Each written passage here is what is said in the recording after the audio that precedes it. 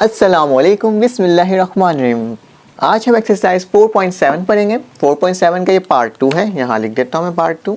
ठीक है, हम 4.7 का पार्ट 2 पढ़ रहे हैं। New book Karachi board factorization का चैप्टर है बेटा।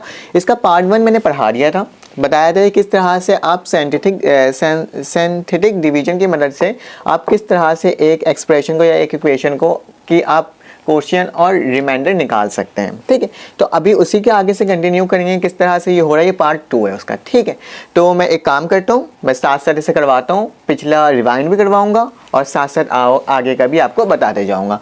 तो हमारे पास सवाल क्या है बेटा, सवाल नंबर 1 ही चल रहा है हमारे। By using the synthetic division method to divide the following polynomial and also find their quotient and remainder. हमें क्या करना है, सिंथेटिक डिवीजन मेथड की मदद से हमें क्वोशिएंट निकालना है, रिमाइंडर निकालना है अगर ये पॉलिनोमियल इक्वेशन है तो जाहिर से भाई देखने में लग ही रहा है कि ये पॉलिनोमियल इक्वेशन है, क्योंकि हर वेरिएबल के साथ कोई दूसरा वेरिएबल नहीं लिखा हुआ और उसकी जो पावर है वो होल नंबर है। तो इतना फिलहाल हम इतना डीप में नहीं जा रहे हैं, फिलहाल हम डायरेक्ट देख रहे हैं कि कैसे इसको सॉल्व करेंगे। तो सॉल्व करने का तरीका बहुत आसान है, कोई मुश्किल नहीं है, आराम से ये क्या होगा बेटा, सॉल्व हो जाएगा। तो मैं आपको बताता हूँ किस तरह से सॉल्व करना है। तो आपने क्या करना है बेटा, आपने सोल्यूशन लिखना है और सोल्यूशन लिखने के बाद आपने जो आपके पास सवाल लिखा हुआ है ना उसको उतार लेना। तो हमारे पास सवाल क्या है, बल्कि हम एक काम करते हैं, सोल्यूशन नहीं लिखते हैं बल्कि हम गिवन से स्टार्ट करते हैं। जैसे हमने फर्स्ट पार्ट में किया था उसी हिसाब से इस पार्ट में भी हम करेंगे। गिवन में क्या करेंगे तो जो हमारे पास सवाल लिखा होगा उसको उतार लेंगे। हमारे पास सवाल में क्या लिखा हुआ है, पी ऑफ एक्स लिखा हुआ है जो कि बराबर है x4 प्लस एक्स का cube minus x square plus x minus 1। ठीक है, जो हमारे पास सवाल था हमने उसे उतार लिया। अब क्या करना होता था बेटा, इसके बाद सेकंड स्टेप आपके पास ये होता था कि आपके जो डिवीजन वाले मेथड डी भी होती थी, ये बेसिकली क्या होता है, आपका डिवाइडेंड होता है और ये क्या होता है, आपका डिवाइजर होता है। ठीक है, जिसकी मदद से हमारा ये क्या हो रहा है, डिवाइड हो रहा है। इसको आप एक तरह से ये भी बोलते हैं, ये क्वोशिएंट भी हो सकता है, इसको आप ये भी कह सकते हो। और ये क्या होता है, आपका डिवाइजर होता है। तो ये वाली वैल्यू को मैं कहाँ लिखूंगा, नीचे लिखूंगा। मेरे पास क्या आ रहा है, x माइनस 1, जिसको मैं बराबर दे दूंगा 0 के, क्योंकि मुझे x की वैल्यू क्या करना है बेटा, फाइंड आउट करना है। तो आज जो तो x की वैल्यू क्या आ गई हमारे पास, x की वैल्यू +1 में आ गई, क्योंकि -1 था, इक्वल टू के बाद गया तो हमारे पास क्या आ गया बेटा, +1 आ गया। यहाँ तक कोई मुश्किल नहीं। मैंने क्या करा बेटा, इस सवाल को उतारा और उतारने का x माइनस 1 की वैल्यू को निकाल लिया जो कि 1 आई। अब क्या करना होता है बेटा, सोल्यूशन लिखना होता है और सोल्यूशन लिखने के बाद यहाँ जगह नहीं है, मैं यहाँ पर काम करके दिखाऊंगा। बहुत आसान से, कोई मुश्किल नहीं है, आराम से ये सॉल्व हो जाएगा। ठीक है, मैं एक लाइन खींच लेता हूँ यहाँ पे।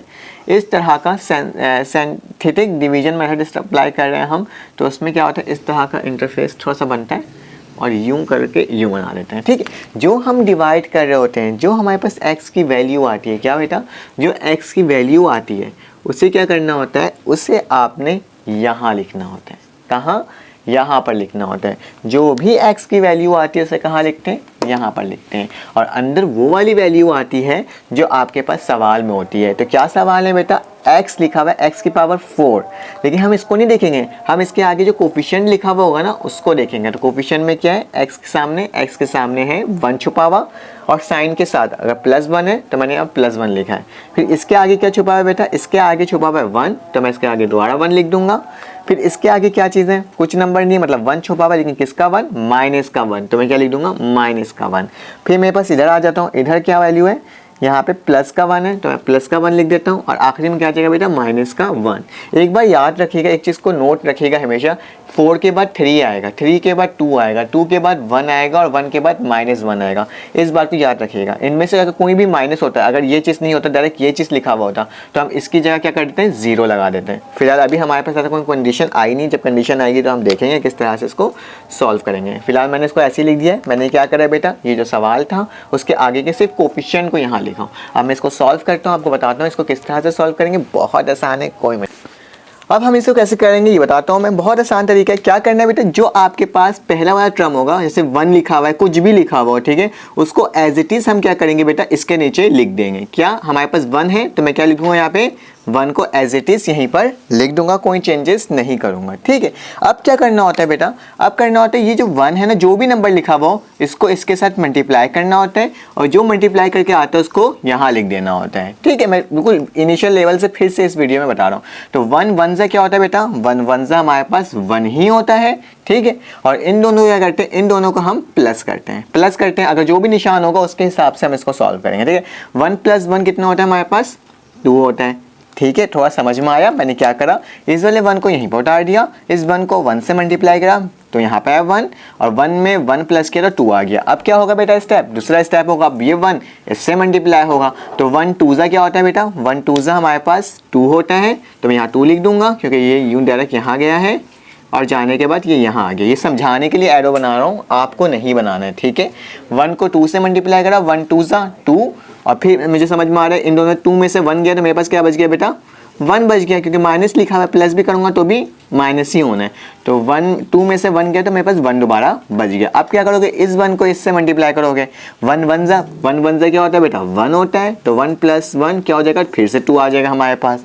और फिर देखो 1 को फिर 2 से मल्टीप्लाई करोगे, 1 2 2 होता है और उसके बाद लास्ट वाला जो टर्म होता है ना वो बेटा हमें होता है, हम बोलते हैं उसको रिमाइंडर, तो हम इसको ऐसे शो करते हैं हमेशा, ठीक है। 2 में से 1 गया तो मेरे पास क्या बचा, 1 बचा, तो ये क्या है बेटा, आपका रिमाइंडर, ठीक है।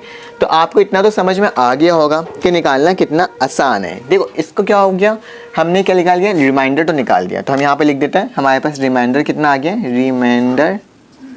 रिमाइंडर की जो वैल्यू आई है हमारे पास क्या आई है, 1 आई है, ठीक है। चाहे वो r से आप डोनेट करो या आप पूरा इससे कर लो, ठीक है। रिमाइंडर की वैल्यू आ गई। अब आपके पास बचा है क्या, कोशिएंट की वैल्यू निकालना है। कोशिएंट को हम डोनेट करते हैं q ऑफ x से, ठीक है, तो हम q ऑफ x डायरेक्ट लिख सकते हैं।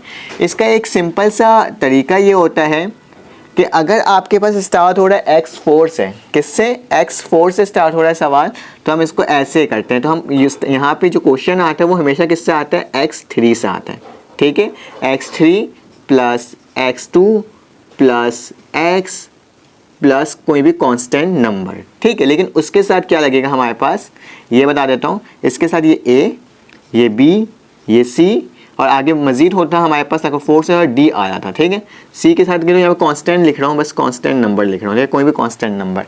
तो मैंने क्या करा है बेटा, मैंने ये करा है कि a b c की वैल्यू कहाँ से आएगी, तो a की वैल्यू पहली वाली होती है, b की वैल्यू दूसरी वाली होती है, c की वैल्यू ये, और आगे भी कोई नंबर होता तो d c, ठीक है। क्योंकि यहाँ पे x आके ख़त्म हो गया था तो यहाँ पे ये n हो जाएगा। देखिए मैं करके दिखाता हूँ आपको, q ऑफ x मैंने वैसे ही लिखा, x³ है, a की वैल्यू क्या है बेटा 1, तो मैं x³ भी लिख देता हूँ और 1 लिखूंगा तो फ़ायदा कुछ भी नहीं है, तो 1 ही रहेगा वो, तो मैं लिख देता हूँ x³।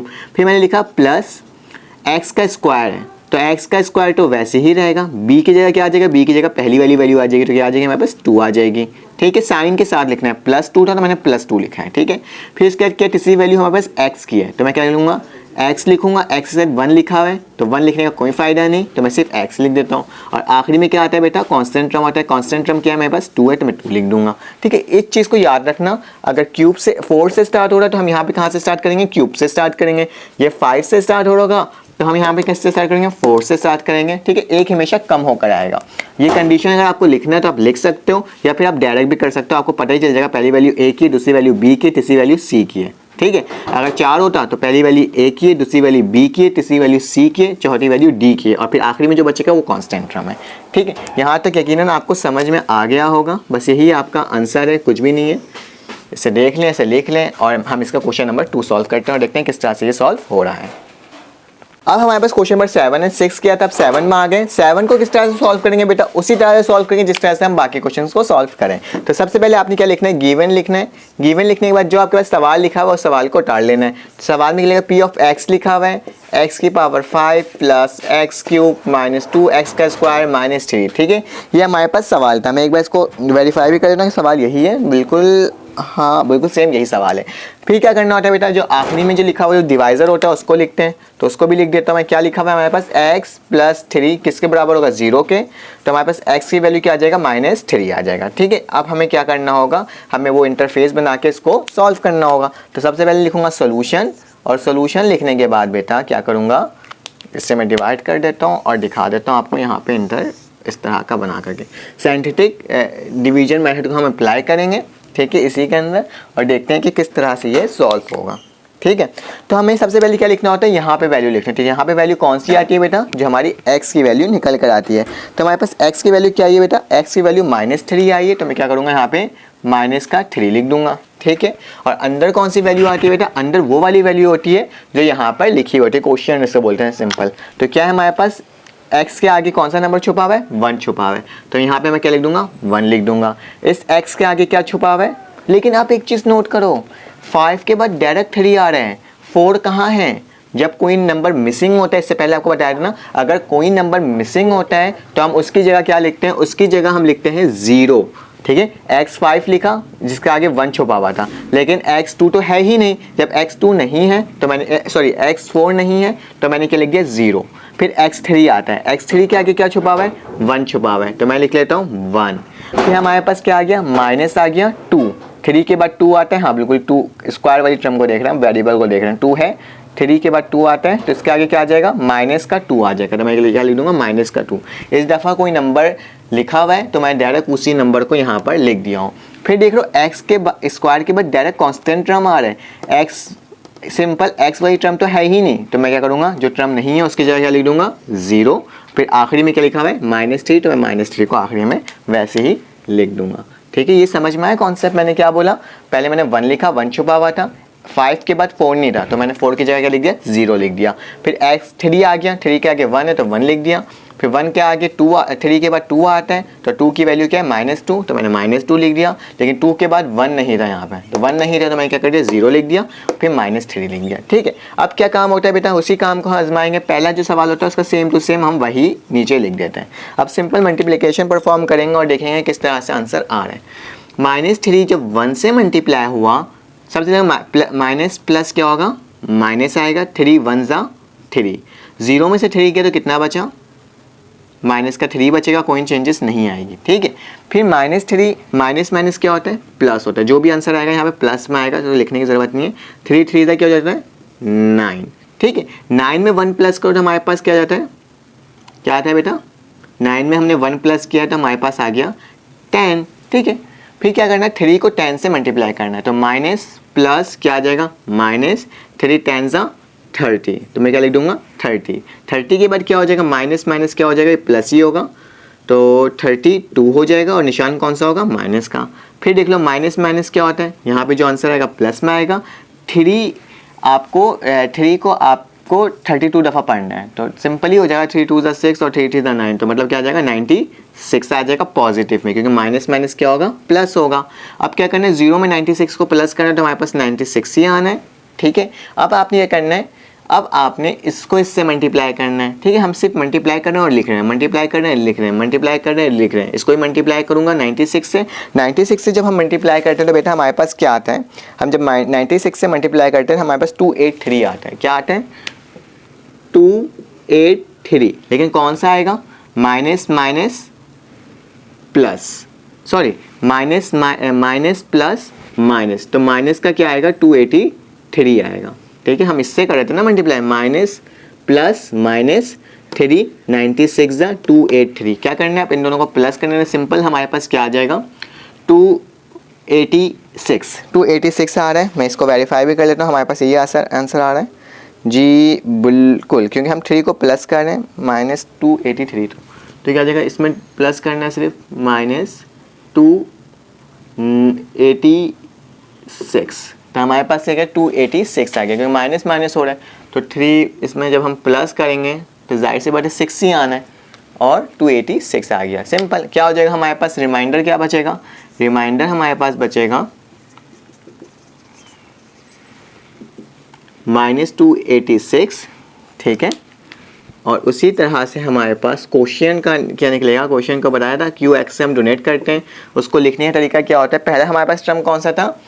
x5 लिखा हुआ है ना, तो मतलब x4 से स्टार्ट होगा, तो लिखूंगा a करके लिख दूंगा x4, फिर प्लस a करके लिखूंगा x3, फिर लिखूंगा a करके लिखूंगा x² plus a b c, ऐसे करके लिख दो। a के बाद b आता है, b के बाद क्या आता है?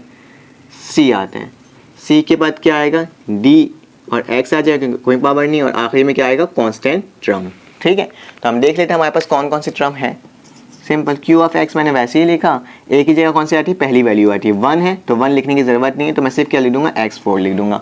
फिर माइनस है और प्लस है, तो हम क्या लिखेंगे? माइनस का ही निशान रहेगा, माइनस प्लस माइनस ही होता है। b की जगह 3 आ जाएगा और x की पावर क्या हो जाएगा? क्यूब हो जाएगा।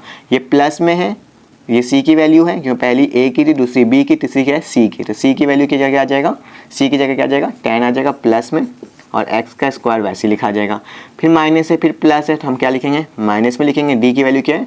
32, और उसके साथ x लिखा जाएगा, आखिरी में कांस्टेंट टर्म के 96। तो सिंपल सा था, आसान सा था, आराम से क्या हुआ बेटा, ये सॉल्व हो गया, कोई इसमें इशू नहीं आया। ठीक है, इसका नेक्स्ट क्वेश्चन सॉल्व करते हैं और देखते हैं किस तरह से ये सॉल्व हो रहा है। अब देखो बच्चों, हमारे पास नेक्स्ट क्वेश्चन आ गया। नेक्स्ट क्वेश्चन में क्या लिखा हुआ है, x5 minus x4 plus x का क्यूब माइनस 6x का square plus 6x minus 6 by x minus 3। तो इसको भी सिंपल उसी तरह से करना है, आपने गिवन लिखना है, गिवन लिखने के बाद जो सवाल लिखा हुआ उसको टाल लेना। p ऑफ x लिखा हुआ है, किसके बराबर है, x5 माइनस x का 4 प्लस x का क्यूब माइनस 6x का स्क्वायर प्लस 6x माइनस 6। ठीक है, ये वैल्यूज हमारे पास यहाँ लिखी हुई है। और फिर उसके बाद हम क्या करते हैं बेटा, इस वाली टर्म को लिखते हैं। इस वाली टर्म में क्या लिखा हुआ है, x माइनस 3 किसके बराबर है, 0 के। तो हमारे पास x किसके बराबर जाएगा, -3 इक्वल टू के बाद जाएगा तो पॉजिटिव 3 के आ जाएगा। सोल्यूशन लिखेंगे और सोल्यूशन लिखने के बाद हम क्या करेंगे बेटा, वही जो हम बनाते हैं इंटरफेस छोटा सा, उसी को हम उसी तरह से साइंटिफिक डिवीजन की मदद से इसको सॉल्व करेंगे।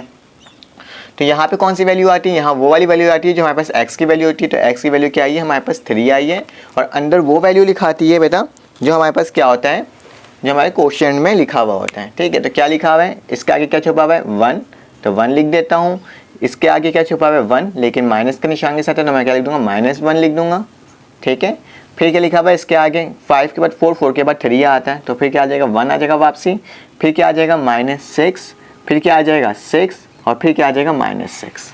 ठीक है, इस चीज़ को याद रखना क्योंकि -6 है तो -6 लिखा, +6 है +6 लिखा, आखिर में -6 था तो मैंने क्या कर दिया, -6 लिख दिया। अब क्या करते हैं बेटा, जो पहली वाली टर्म होती है उसको हम एज इट इज़ नीचे उतार देते हैं। 3 1 ज़ा 3, 3 में से 1 गया तो हमारे पास कितना बचा, 2, 2 3 ज़ा 3 2 ज़ा 6, 6 में 1 प्लस किया तो मेरे पास क्या आ गया, 7, 3 7 से कितना होता है बेटा, 3 7 ज़ा 21, तो मैं क्या लिख दूंगा, 21, 3 7 ज़ा 21, 21 में से 6 गया तो हमारे पास क्या बचा बेटा, यहाँ से एक गायब हुआ, यहाँ से गायब हुआ तो हमारे पास क्या बच गया, 15 बच गया। ठीक है, तो मैं क्या लिख दूंगा यहाँ पे 15। फिर इसके बाद क्या करना होगा बेटा, आपने एक मिनट मैं इसको नोट कर लेता हूँ, मैंने सवाल सही लिखा है, प्लस माइनस माइनस 21, हमारे पास ये कितना बचा है, 15 ही बच रहा है। ठीक है, फिर हमारे पास क्या है बेटा, फिर हमारे पास है 3 को हमने क्या करना है, 3 को हमने 15 से मल्टीप्लाई करना है। 3 को जब हम 15 से मल्टीप्लाई करते हैं तो हमारे पास क्या आता है, 45। तो यहाँ क्या लिखा जाएगा, 45, 45 में जब हम 6 प्लस करेंगे तो हमारे पास आ जाएगा 51, यही आएगा ना, 5 प्लस करें 51 आ गया। ठीक है, फिर आपने क्या करना है, 3 को 51 से मल्टीप्लाई करना है। जब हम 3 को 51 से मल्टीप्लाई करेंगे तो हमारे पास कितना आ जाएगा, नोट करें ज़रा, देखते हैं कितना आ जाता है। मैं यहाँ पे लिख देता हूँ 51 मल्टीप्लाई बाई 3, तो 3 1 ज़ा 3, 3 5 ज़ा 15, तो 153। तो हमारे पास क्या आ जाएगा, 153 पॉजिटिव में आएगा। 153 में जब 6 जाएगा तो हमारे पास कितना बचेगा, हमारे पास बचेगा 147 ही हमारे पास बचेगा। तो ये क्या हो जाएगा बेटा, हमारा आंसर हो जाएगा। बहुत आसान सा था, सिंपल सा था, इसको देख लेते हैं। देखिए अब हमारे पास क्वेश्चन नंबर 7 8 आ गया, इसको भी सॉल्व करने का सेम वही तरीका है, कोई मुश्किल नहीं है। क्या करोगे बेटा, सबसे पहले आपने क्या लिखना है, गिवन लिखना है। तो मैं गिवन लिख लेता हूँ। गिवन लिखने के बाद आपके पास जो सवाल दिया हुआ उसको आपने क्या करना है, वापसी उतार लेना है। तो हमें क्या दिया हुआ है, p ऑफ x दिया हुआ है, p ऑफ x लिख दिया। उसके बाद क्या लिखा हुआ है, x की पावर 5 माइनस x की पावर 4 प्लस x की पावर 3 माइनस 3x का स्क्वायर प्लस 6x माइनस 6। अब फिर क्या करते हैं, हमारे पास जो डिवाइजर होता है उसको लिखते हैं।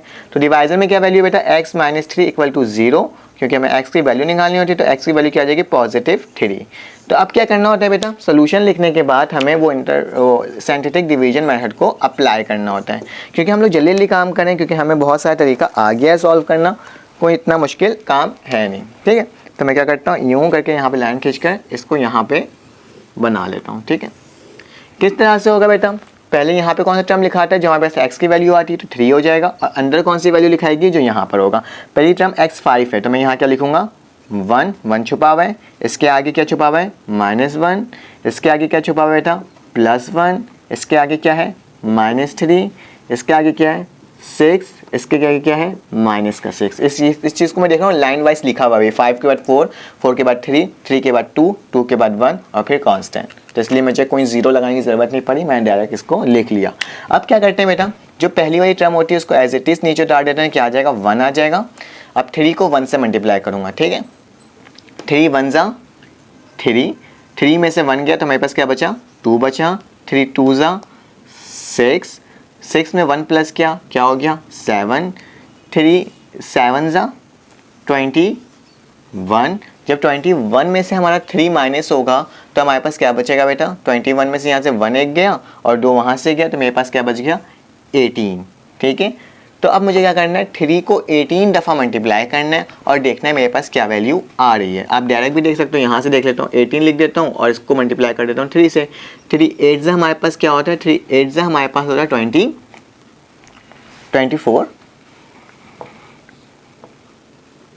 यहाँ क्या आ जाएगा 4 आ जाएगा, यहाँ पे 2 आ जाएगा, 3 1 जा 3 और 3 में 2 प्लस करो क्या आ जाएगा 54 आ जाएगा, ठीक है। तो हमारे पास क्या आएगा, यहाँ पे 18 दफ़ा मैंने पढ़ा तो मेरे पास आ गया 54। जब 54 में जब हम 6 प्लस करते हैं तो हमारे पास क्या आता है, 54 में हम जाहिर सी बात है जब 6 प्लस करेंगे तो हमारे पास क्या आ जाएगा 60, तो क्या लिख दूंगा यहाँ पे 60। और जब 3 को 60 दफ़ा मल्टीप्लाई करते हैं तो हमारे पास क्या आता है, 6 को जब हम 60 दफ़ा मल्टीप्लाई करेंगे और देख लेते हैं 54 प्लस 66, 6 को जो 3 को हमने किससे मल्टीप्लाई करा, यहाँ पे लिख कर देख लेना क्योंकि रफ वर्क आप कर सकते हो। आपको करके इसलिए दिखा रहा हूँ ताकि आपको समझ में आए। 3 0 0 और 3 6 का कितना होता है, 3 6 18, ठीक है। तो हमें क्या लेना 80, तो हमारे पास क्या आ जाएगा 180 आ जाएगा, ठीक है। फिर 180 में से 6 गया तो हमारे पास कितना बचा 174, तो हमारे पास रिमाइंडर क्या बच जाएगा 174 और ये क्या हो जाएगा कोशिएंट हो जाएगा। तो सिंपल यहाँ पे लिखने का तरीका क्या आता है, पहले मैं क्यू ऑफ एक्स लिख देता हूँ। क्यू ऑफ एक्स किसके बराबर होता है, पहली वाली टर्म होती है ए एक्स का, क्योंकि हमारा 5 से स्टार्ट हो रहा है तो पहला क्या होगा 4, फिर प्लस बी एक्स का क्यूब प्लस सी का एक्स का स्क्वायर प्लस डी का एक्स और आखिरी में क्या होगा कांस्टेंट टर्म होगा। तो मुझे मालूम है पहली टर्म क्या होती है, ए की होती है, तो ए का स्क्वायर लगा 1 लिखा हुआ है तो मैं सिर्फ 4 लिख देता हूँ, फिर प्लस करता हूँ, फिर 2 लिख देता हूँ, इसके साथ एक्स का क्यूब लिख देता हूँ, फिर 7 लिखा हुआ है तो मैं 7 एक्स का स्क्वायर कर देता हूँ, फिर डी में क्या आ जाएगा 18 आ जाएगा और इसके साथ एक्स लिखा आ जाएगा और आखिरी में सी की जगह क्या आ जाएगा कांस्टेंट टर्म 60। सिंपल है, सिर्फ सिंपल आपको लिख देना है वो वैल्यू जो आपके पास यहाँ पर आती है, ठीक है। और रिमाइंडर क्या होगा बेटा, रिमाइंडर हमारे पास होगा 174। तो कितना आसान सा था ये भी सवाल, ये भी सॉल्व हो गया। अब क्या करते हैं बेटा, इसका क्वेश्चन नंबर 9 करते हैं और 10 करते हैं और देखते हैं किस तरह से वो सॉल्व हो रहा है। अब क्या आ गया बेटा, हमारे पास क्वेश्चन नंबर 9 आ गया है। क्वेश्चन नंबर 9 भी बहुत आसान तरीके से सॉल्व हो जाएगा। अगर आपको मेरा समझाने तरीका अच्छा लग रहा हो तो प्लीज़ लाइक कीजिए, सब्सक्राइब कीजिए और बेल के आइकन को ज़रूर क्लिक कीजिएगा। तो आपने क्या लिखना है बेटा, सबसे पहले आपने लिखना है गिवन, ठीक है। मैं बार बार सोल्यूशन लिख देता हूँ, ठीक है।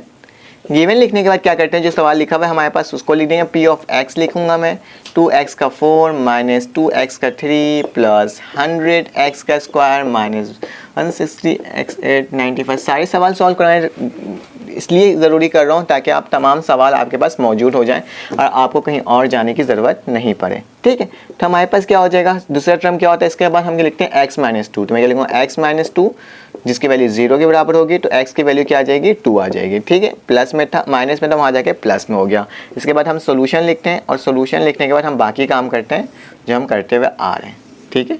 तो हम क्या लिखेंगे बेटा, ये तो बिल्कुल आपको आ ही गया होगा किस तरह से करते हैं। ये टर्म जो होती है मैंने 2 यहाँ लिख दिया, अंदर कौन सी टर्म होगी जो यहाँ लिखी होगी, पहली टर्म 2, दूसरी टर्म -2, तीसरी टर्म 100, फिर -168 और आखिरी में 95। काफ़ी मतलब काफ़ी लंबी वैल्यू आई है जिसके हिसाब से हमें इसको करना है।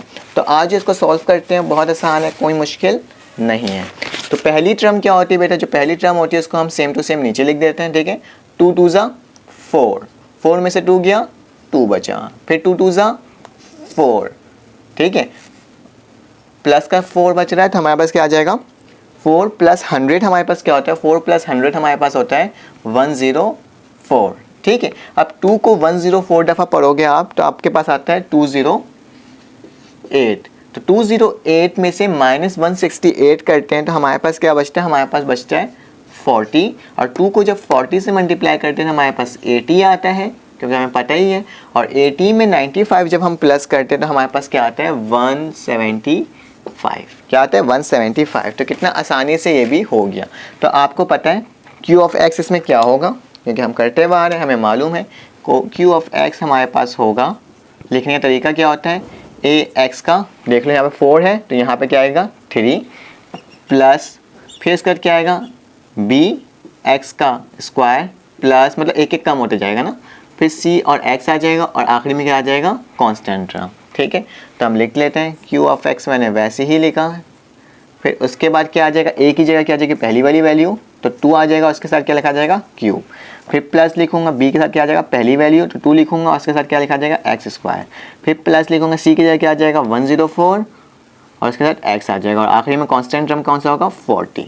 ठीक है, और उसी तरह से रिमाइंडर की वैल्यू क्या होगी, रिमाइंडर की वैल्यू होगी 175। तो कितना आसान सा था, आराम से ये सॉल्व हो गया। अब हम इसका क्वेश्चन नंबर 10 करेंगे और देखेंगे कि वो किस तरह से सॉल्व हो रहा है। ठीक है, बहुत आसान से ये हो ही जा रहा है, आराम से हम करे भी जा रहे हैं सब। ठीक है, देखिए ये क्वेश्चन नंबर 10 है, ये भी बहुत आसान से, ये बस क्या है इसकी वैल्यूज़ बहुत बड़ी बड़ी दी हुई है। कोई बात नहीं, कुछ नहीं होता, हम इसको भी सॉल्व कर लेंगे क्योंकि हमें इतना तो आ गया है कि हम किस तरह से इसको सॉल्व कर सकते हैं। तो आज जो बेटा क्या करेंगे, सबसे पहले जो सवाल लिखा हुआ उसको हमने वेबसाइट डाल लेना है। तो पी ऑफ एक्स की वैल्यू क्या है 6x का 4 माइनस 72x का क्यूब प्लस 300x का स्क्वायर माइनस 564x प्लस 270 और आखिरी में हम क्या लिखते हैं, जो हमारे पास वैल्यू लिखी हुई होती है, कौन सी वैल्यू लिखी हुई है x माइनस 5 जिसको हम 0 के बराबर देंगे और x की वैल्यू क्या आ जाएगी 5 आ जाएगी। ठीक है, यहाँ तक कोई मसला अभी तक कुछ भी नहीं है। फिर हम क्या करते हैं बेटा, सोल्यूशन लिखने के बाद हमने सिर्फ कैलकुलेशन परफॉर्म करनी होती है, साइंटिफिक मेथड को यूज़ करना होता है। ठीक है, तो बहुत आसान से है, कोई मुश्किल नहीं है। नंबर्स बड़ी वैल्यूज़ आ गई हैं, इससे कोई डरने की बात नहीं है, आराम से ये सॉल्व हो जाएगा। एक्स की वैल्यू क्या लिखाएगी, यहाँ लिखाएगी 5 और बाकी वैल्यू जो होगी उसको अंदर लिख देंगे। 6 आ रहा है पहले में, दूसरे में क्या आ रहा है माइनस 72, तीसरे में क्या आ रहा है 300 प्लस का, फिर माइनस 564 और आखिरी में क्या आ रहा है 270। ये लाइन को थोड़ा सा नीचे कर लेता हूँ ताकि आराम से हो जाए, बल्कि वैसे ही बन गया। अब क्या करना है बेटा, आपको पहली वाली टर्म क्या होती है उसको हम वैसे उतार देते हैं। तो हमारे पास पहली टर्म क्या उतर जाएगी, नीचे उतर जाएगी। जब हम 5 को 6 दफ़ा5 को जब हम 6 से मल्टीप्लाई करते हैं, 5 6 क्या होता है 30 होता है और 30 में से 72 माइनस करेंगे तो हमारे पास क्या आएगा बेटा 42। लेकिन प्लस का आएगा माइनस का आएगा, 72 के साथ बड़ा रकम लिखा हुआ है तो हम क्या लिखेंगे माइनस का 42। ठीक है, फिर हम करेंगे 5 को मल्टीप्लाई 42 से, तो पहले तो प्लस माइनस क्या होगा, जो भी वैल्यू आएगी माइनस में आएगी। 542 से मेरे पास क्या आता है 210 आता है। ठीक है, 210 300 में से जब हम 210 को माइनस करते हैं तो हमारे पास क्या आता है 90 आता है। ठीक है, प्लस का आएगा क्योंकि बड़े रकम के साथ हमारे पास प्लस का निशान है। फिर 5 को जब हम 90 से मल्टीप्लाई करते हैं तो हमारे पास क्या आता है 450, क्योंकि प्लस प्लस प्लस ही होगा तो प्लस आएगा।